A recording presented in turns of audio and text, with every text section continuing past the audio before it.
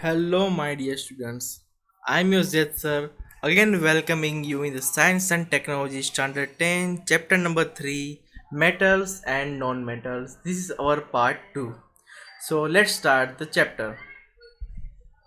So, at last, we had completed up to two reaction, okay, of metal with water and with the air. Now, in this part, from this part, we will get to know the reaction of metal with acid. Clear? So let's start. So when the metal react with the acid, it produces salt and hydrogen. So the acid which we have will used here should be dilute. Okay, ये कैसा होना चाहिए? Dilute. हाँ, dilute means क्या? ज़्यादा उसमें थोड़ा पानी ज़्यादा होना चाहिए, as I explain earlier in chapter number 2. Okay, so when the metal react with the dilute acid, it give us salt and hydrogen. So let's see the example for that. Fe, okay, plus HCl, or you can say 2HCl, that is dilute hydrochloric acid. When they both are react with each other, they give us salt, that is in the form of FeCl2 plus H2, that is hydrogen. Second example is Al. When Al is react with the HCl, okay, it give us salt plus hydrogen. The salt in the form of AlCl3, that is 2AlCl3. Okay, student, this much we had clear the reaction of metal with acid. Coming forward on the next slide, that is chemical property of metal only when the reaction of metal with the solution of other metal salt. Metal with solution of किसके साथ? Metal solution किसके साथ react करेगा? Other metal salt के साथ react करेगा. तो for example यहाँ पे देखिए, when metal A is react with salt solution B, okay, there is some metal and a salt solution. Then when they both react, they give us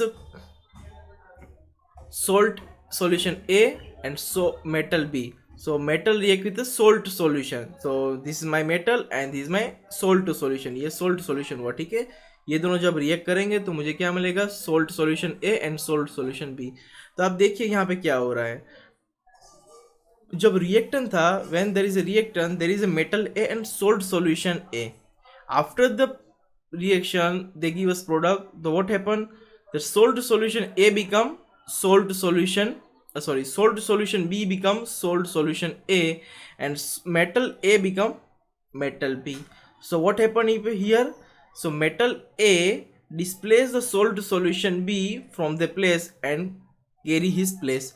So यहाँ पे A आ गया और यहाँ पे B आ गया. एग्जाम्पल देखिए यहाँ पे Fe plus CuSO4 is a metal salt solution. Okay, when they both react, so Fe displace the copper and FeSO4 plus Cu हो जाएगा. तो ये क्या हो रहा है? आपको फर्स्ट चैप्टर में पढ़ा चुका हूँ केमिकल रिएक्शन, केमिकल इक्वेशन के अंदर. It is nothing but the displacement reaction. So displacement reaction is depend on the reactivity of a particular metal or you can say substance. Okay, तो कौन सा metal की रिएक्टिविटी ज़्यादा है और कौन किसको डिस्प्लेस कर सकता है, वो चीज़ को पढ़ने के लिए हम देखेंगे रिएक्टिविटी सीरीज. ठीक है, यहाँ पे मैंने स्टार करके डबल टिक करके दिया है, वो हम पढ़ेंगे रिएक्टिविटी सीरीज के अंदर के एफी ने कॉपर को ही क्यों डिस्प्लेस किया, why the Fe displace the copper only. So let's see and come on the next slide. That is a reactivity series. Okay, now see here, it is a list. What is reactivity series? First of all, understand that it is a list of a metal. Okay, it is a list of a metal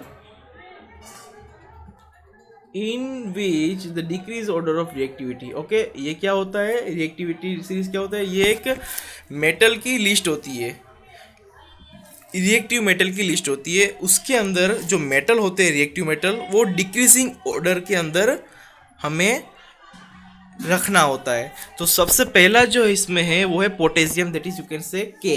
okay, is more reactive compared to sodium, that is Na. Then after calcium, that is Ca. As you come down from K to A, okay, K to Au, that is gold, your reactivity will be decrease. So मैं ऐसा बोल सकता हूँ अगर gold है मेरा reaction के अंदर, तो पोटेशियम उसको क्या करेगा, डिस्प्लेस कर देगा. So I had written over here that reactivity decreases from top to bottom. Clear. So for example last वाला एग्जाम्पल देखा था, Fe प्लस कॉपर था. ठीक है, तो यहाँ पे Fe और कॉपर देखिए कहाँ पे, Fe ऊपर है और कॉपर नीचे. That means I can say that the compound और के metal which is below the Fe are less reactive, and Fe can easily displace at the time of chemical reaction. So here the copper is less reactive than iron. So the iron what they it displace the copper. So I had make the arrow over here so you can understand. So सबसे ज़्यादा more reactive कौन है, potassium है, और less reactive is gold. Clear.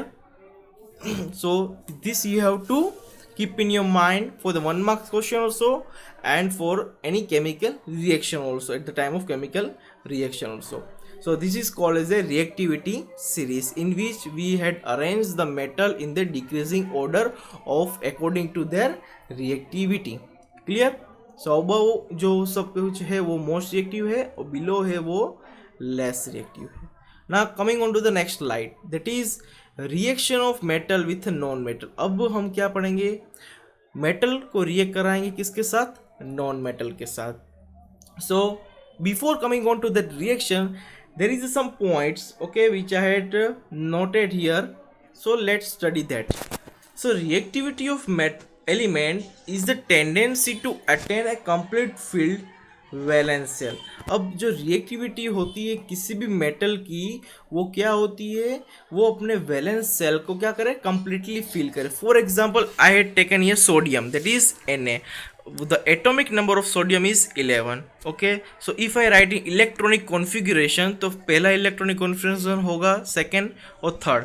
तो पहले जो electronic configuration होगा, पहला ऑर्बिट जो होगा, उसमें 2 ही इलेक्ट्रॉन रहेंगे. ठीक है, जबकि दूसरे में 8 रहेंगे और तीसरे में भी 8 रहेंगे. पर यहाँ पे क्या हो रहा है, यहाँ पे 2 + 8 दैट मीन्स 10.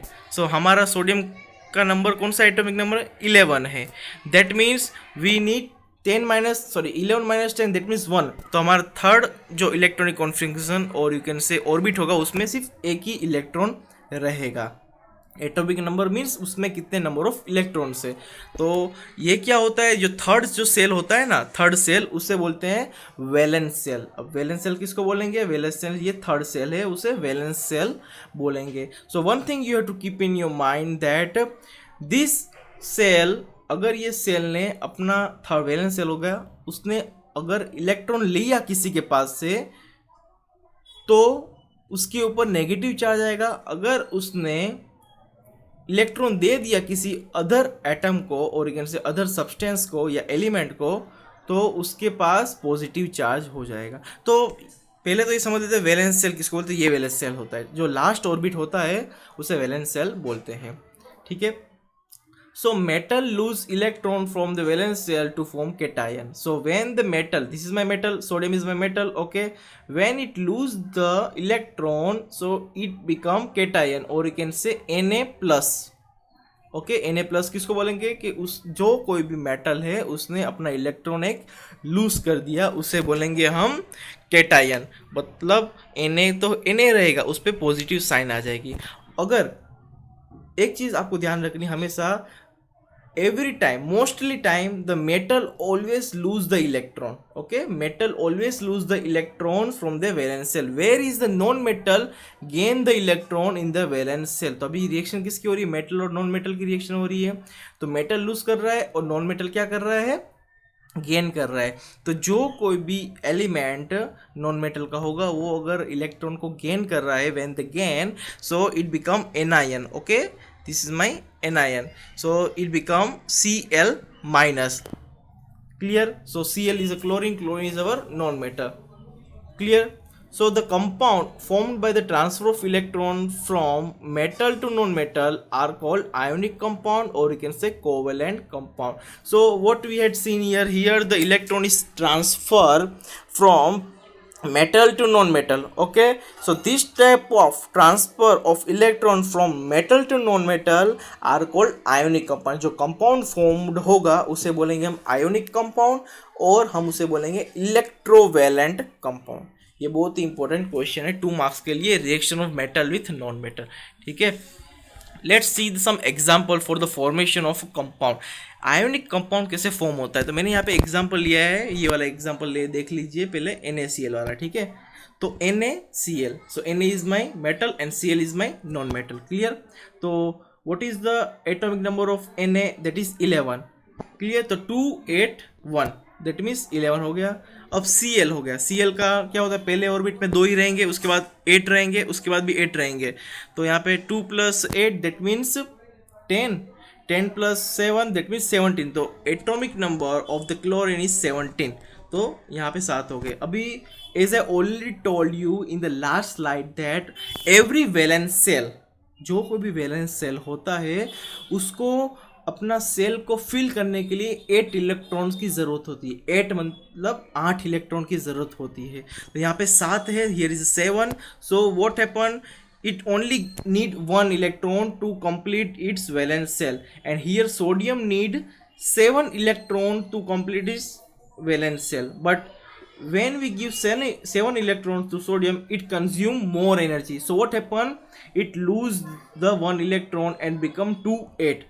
तो अब यहाँ पे हम वैलेंस सेल जो वैलेंस इलेक्ट्रॉन है उसको हम उस तरीके से यहाँ पे दिखा देते हैं आपको. अब Na है, so what is valence cell of Na is 1. So I had shown with a dotted, okay, dot line. This is my dot line. I had shown with a dot point. And valence cell electron of copper there is 7. So I had shown with a cross.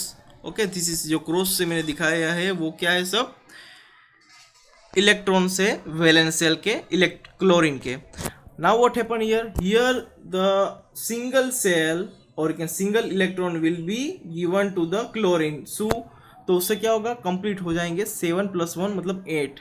तो 8 इसके valence shell complete हो जाएंगे. That means it become positive charge and become negative charge. तो यहाँ पे देख लीजिए 2 Na था हमारे पास, we have Na. So initially it is 281. Electronic configuration क्या थी, 281 थी. ठीक है, सो एक इलेक्ट्रॉन को लूज करने के बाद ये क्या हो जाता है, Na+ हो गया, तो उसका इलेक्ट्रॉनिक कॉन्फ़िगरेशन क्या हो गई, 2 8 हो गया, प्लस इलेक्ट्रॉन को उसने लूज कर दिया मतलब E- हो गया. ठीक है, now the chlorine will get that electron. Okay, so chlorine plus E- that is initially the chlorine is 287. Now when the electron will gain by that chlorine +1 it become 288. so ये condition क्या हुई, satisfy हो गई, इसे बोलेंगे ionic compound.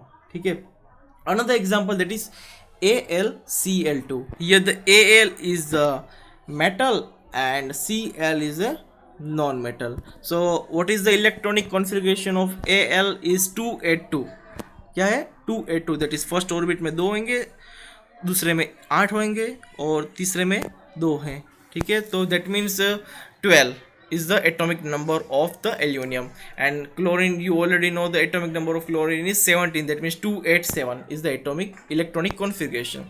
Similarly we will write here similarly with हमने कैसे NaCl में किया था वैसे ही AlCl में करेंगे हम. Al का वैलेंस इलेक्ट्रॉन्स कितने हैं, 2 है, तो डॉटेड लाइन से हमने दिखा दिया यहाँ पे 2. और Cl के कितने इलेक्ट्रॉन वैलेंस सेल है, तो 7 है, तो मैंने क्रॉस लाइन से दिखा दिया 7. ठीक है, now here see one thing you have to keep in your mind that every metal or every element जिसका वैलेंस सेल 4 होगा ना, 4 से कम होगा, तो क्या करेगा, वो हमेशा लूज कर देगा इलेक्ट्रॉन. ठीक है, और जिसका 4 से ज़्यादा होगा तो वो क्या करेगा, गेन करेगा. ठीक है, क्या करेगा, गेन करेगा. अब देखिए 4 is less than 2 is less than 4, तो क्या लूज ही हो रहा है. यहाँ पे भी सोडियम में भी वैसा ही था, 4 से 1 लेस देन 4 था, इसने लूज कर दिया. तो अभी 2 है तो वो भी लूज करेगा. तो क्लोरीन कितने हमारे पास, there are 2 chlorine Cl2. So this aluminium give electron to both the chlorine. क्योंकि यहाँ पे 7 है, यहाँ पे भी 7 कर दिए मैंने। 2 क्लोरीन है, मैं दो क्लोरीन लिखे, दोनों में 7 इलेक्ट्रॉन है वैलेंस सेल में, तो दोनों को एल्यूमिनियम एक एक दे देगा, ठीक है। लूज किया एल्यूमिनियम ने 2 electron, so what we had right 2+, clear. ने 1 chlorine can get single electron, that means Cl minus हुआ, ठीक है। तो similarly we will write over here Al था, तो it become 2Al2+, that means it become 2 8 plus electron 2 minus हुआ हमारे में से। तो अब 1 बाय 1 ये यहाँ पे एक इलेक्ट्रॉन लिखा है मैंने, Cl plus E gives me Cl, that is 2 8 7 plus 1, that means 2 8 8 हो गया, ठीक है। यहाँ पे मिस्टेक हो गई, यहाँ पे 8 आएगा, ठीक है। 2 8 और 8 यहाँ पे आएगा।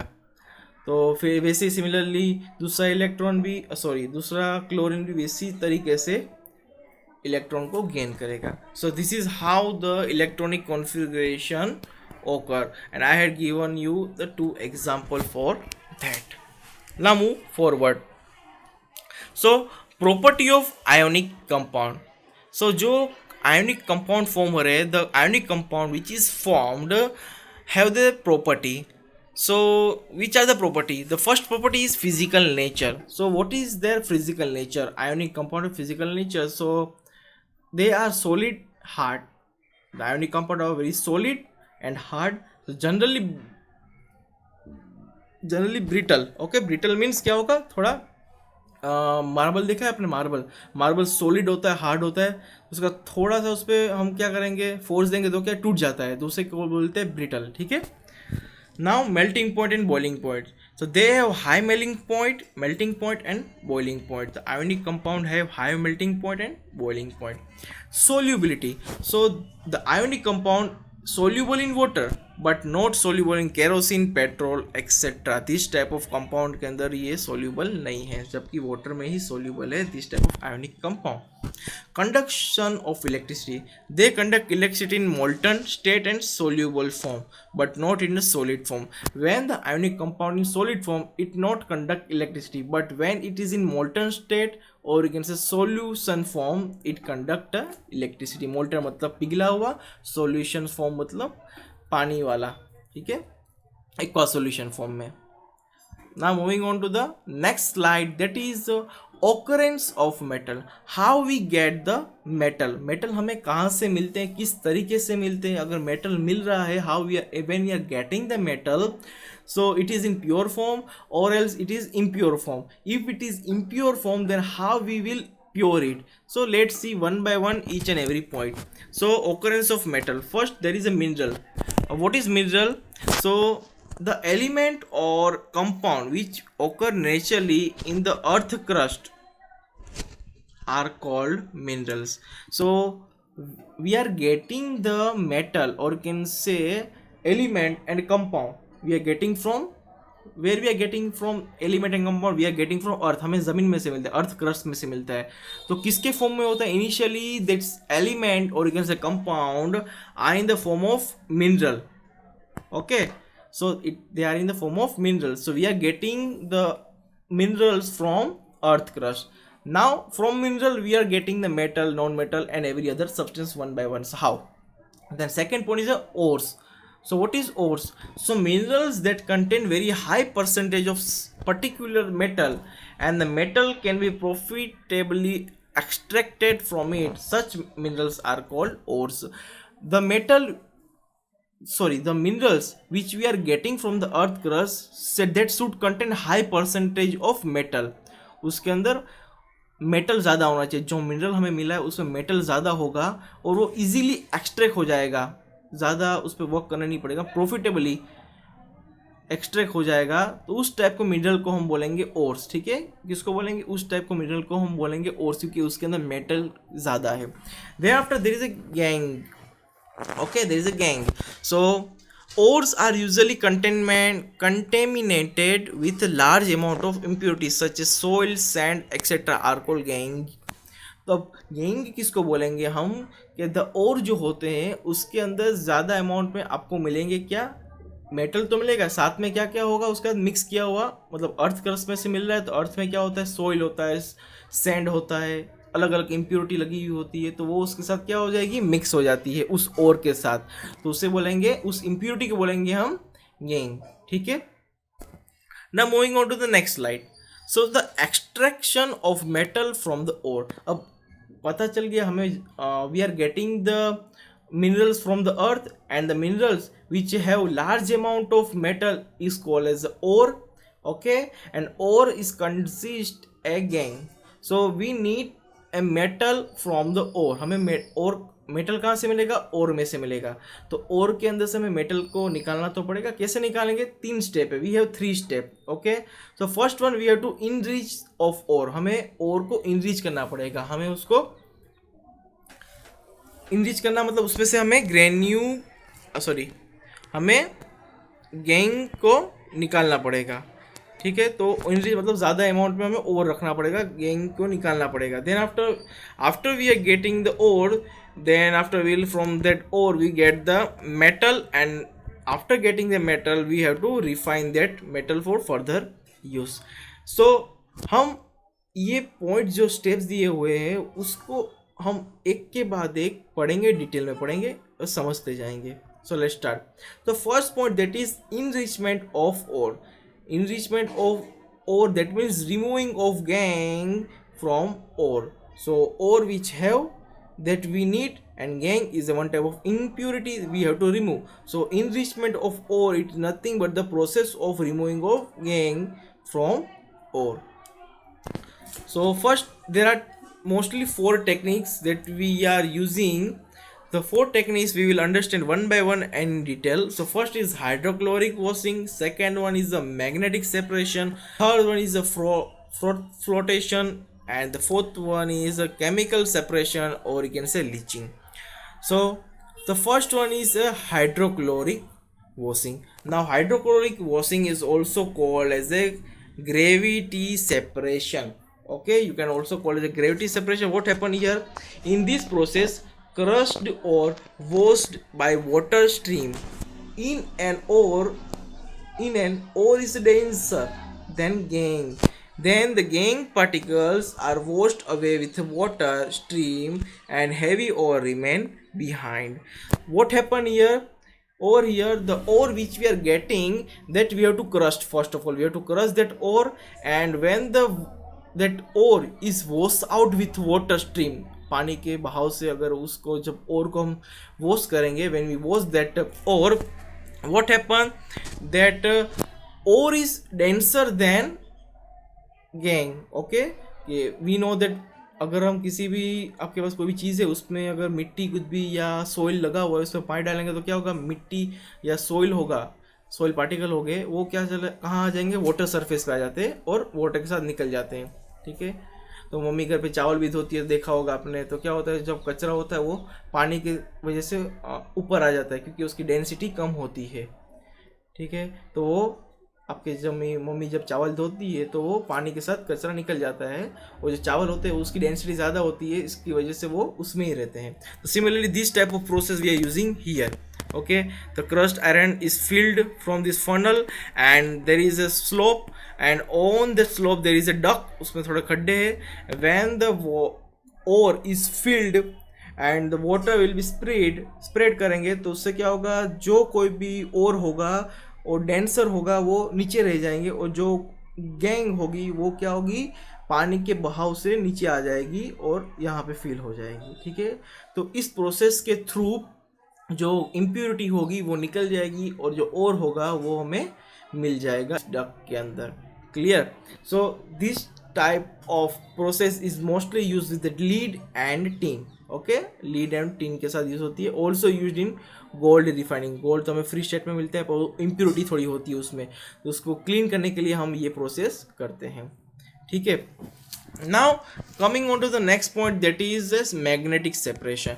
Now here, what is magnetic separation? The magnetic separation is only carried out when the ore is magnetic. मतलब ore आपको मैग्नेटिक अपनी फील्ड दिखा रहा हो, तभी ये प्रोसेस हम यूज़ कर सकते हैं, अदरवाइज नॉट, बिकॉज गैंग तो कभी मैग्नेटिक प्रॉपर्टी दिखाती नहीं है, और ही दिखाएंगे. ठीक है, so this matter work on magnetic principle. कौन से प्रिंसिपल पे वर्क करेंगे? मैग्नेटिक प्रिंसिपल पे.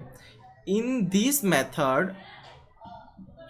Method applied when ore and gangue particles have different magnetic property. अगर समझ लीजिए गैंग के पास भी थोड़ी मैग्नेटिक प्रॉपर्टी है तो वो इतनी ज़्यादा नहीं होगी ओर की कंपेयर में. ठीक है. So or will be directly attract with that this type of process and it will be removed from the gang. ठीक है. तो उसके लिए हम यूज़ करते हैं मैग्नेटाइट के लिए सिस्टम यूज़ करते हैं, क्रोमाइट के लिए यूज़ करते हैं और मैग्नेस के लिए यूज़ करते हैं. What we are doing, we are removing the gangue and we get the ore. So let's understand the diagram. So what is diagram? So here when we fill the crushed ore from the above, okay, from the above, and this is my belt, okay, this is my belt. इस ये belt है. अभी ये belt को क्या करना है? ये बेल्ट चल रहा होगा, मूव कर रहा है, देखिए नीचे से. अब यहाँ पे क्या है? ये व्हील है.